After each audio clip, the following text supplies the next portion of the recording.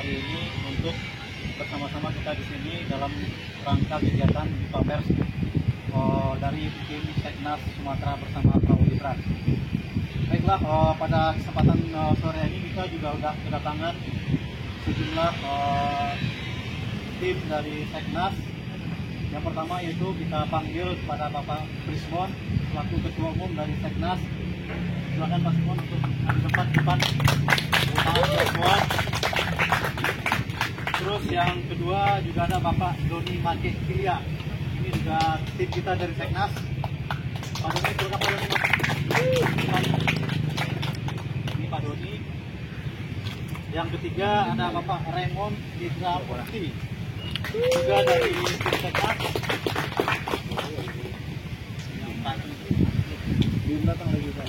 Oh ya, satu lagi ada Pak Tengku Zulfikri. Ini dia dari Aceh. Kebetulan belum datang, mungkin lagi perjalanan ke lokasi. Yang terakhir itu Pak Agus Pardesi, juga dari tim Seknas. Silakan Pak Agus Pardesi.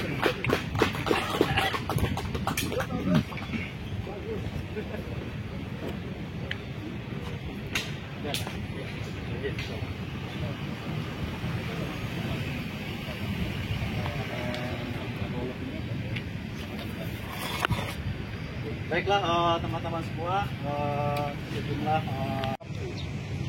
salah satunya atau antara lain program kita itu adalah deklarasi di 10 titik di seluruh provinsi di Sumatera. Itu insya Allah akan menghadirkan 2.000 sampai 3.000 orang relawan. Dan relawan itu yang akan diturunkan lagi 2 gitu. Ada yang kekurangan lagi. Ya mungkin langsung aja ya kita untuk caleg sebenarnya saya sendiri caleg ketiga DPR RI dari Dapil Sumatera Barat 2. Tapi di sini saya tidak bawa partai. Saya dari komunitas yang lebih duluan lah daripada saya nyalek. Dan mengenai pilihan presiden saya atau langkah saya ini, insya Allah ini juga dalam upaya membantu partai. Bagaimana teknisnya itu saya simpan sendiri. Tapi saya sampai saat ini masih kader P3, masih caleg DPR RI P3. Ini tanjak saya masih hijau, sepatu saya juga masih hijau. Dan saya insya Allah akan tetap bertahan sebagai kader P3 kecuali ada aksi lain. Tapi sekali lagi saya tekankan, saya di sini bukan sebagai caleg ketiga, tapi sebagai Ketua Umum Unity 17 yang bergabung dalam Seknas ini dan sebagai Waketum dari Gerakan Transformasi Indonesia. Selain saya juga ada beliau dari Hanura, caleg DPRD Provinsi Sumatera Barat, Hanura, dan salah satu petinggi juga lah di Sumatera. Silakan Pak, kenalkan Pak. Terima kasih teman-teman pas kehadirannya. Kebetulan saya salah satu caleg di Hanura, Provinsi Sumatera Barat, Dapil 3 Sumbar, wilayah Bukit Tinggi Agam nomor 21. Kebetulan saya juga koordinator wilayah Sumatera, Lasmura, Lasmura. Nah, kenapa saya memutuskan mendukung Prabowo Gibran hari ini? Saya melihat perjalanan Ganjar Mahfud itu tidak lagi sesuai dengan impian saya. Pada awalnya saya sangat mensupport sekali, termasuk ketika pertama Pak Mahfud dideklarasikan oleh Ibu Mega saat itu. Saya orang pertama di Sumatera Barat yang memberikan dukungan. Silakan di googling, saya orang pertama. Dan saya juga mengingatkan kepada masyarakat di Sumatera Barat bahwa Mahfud MD pernah diangkat, diberi gelar di kampung saya sendiri dulu. Nah makanya gelar tersebut sampai hari ini di Sumatera Barat menggema lagi. Seiring waktu saya melihat perjalanan Ganjar Mahfud itu tidak sesuai lagi dengan ekspektasi saya. Awalnya saya melihat Mas Ganjar, Pak Mahfud ini orang yang seorang fighter, ternyata cemen gitu. Belum apa-apa, belum masuk ring tinju, sudah memikirkan kekalahan, akan berkoalisi. Di situ puncak saya kecewa. Pada awalnya saya sangat menggebu. Beliau adalah tokoh, dan kebetulan saya sebelum beliau dideklarasikan, Mas Ganjar dideklarasikan, hubungan saya cukup harmonis dengan beliau. Saya sering teleponan, WA dengan beliau. Tapi seiring waktu ya, saya mikir ini bukan seorang pemimpin.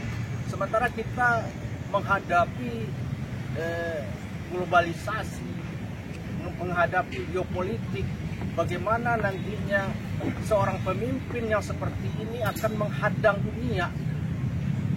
Dimana kita tahu saat ini kan di Laut Merah sudah terjadi pertempuran antara Yaman dengan Amerika dengan Inggris gitu kan. Peperangan Rusia dengan Ukraina sampai hari ini juga belum selesai. Nah, kalau pemimpinnya nggak tegas, belum apa-apa sudah mundur, bagaimana menghadapi dunia ke depan? Ya, potensi-potensi konflik antar negara ini sangat apa ya istilahnya akan terjadi.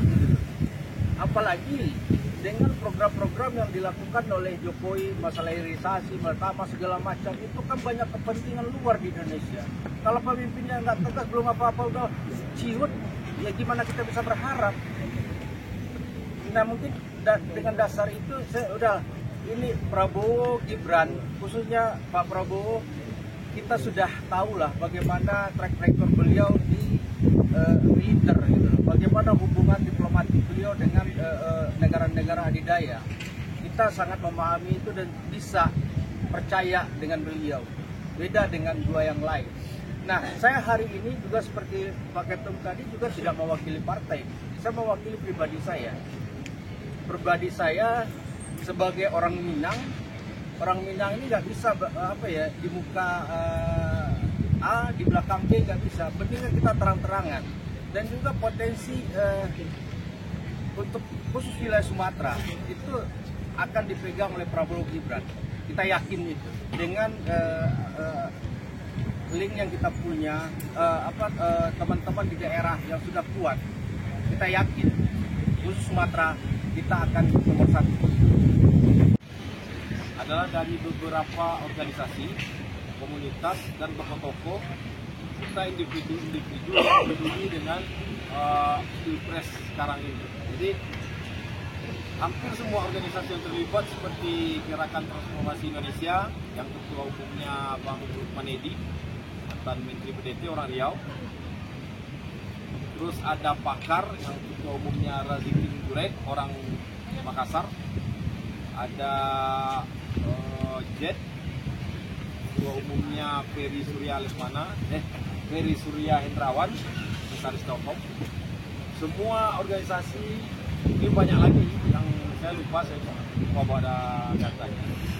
Itu mereka merasa perlunya penguatan untuk Pilpres 2024. Jadi setelah melalui berbagai diskusi panjang dengan mengundang tokoh-tokoh, sebenarnya di belakang kita ini sangat banyak tokoh-tokoh, tapi mereka bersepakat untuk mengedepankan yang muda-muda. Jadi bersepakatlah untuk menyukseskan pemilu dengan melihat hasil berbagai lembaga survei. Yang kita tahu Prabowo Gibran sekarang di angka rata-rata itu 46, 48, bahkan sudah ada yang sebagian sudah ada yang di atas 50%. Jadi kita tokoh-tokoh, abang-abang kita itu sepakat bahwa ya udah, ini Pilpres 2024 kita laksanakan satu putaran saja. Kita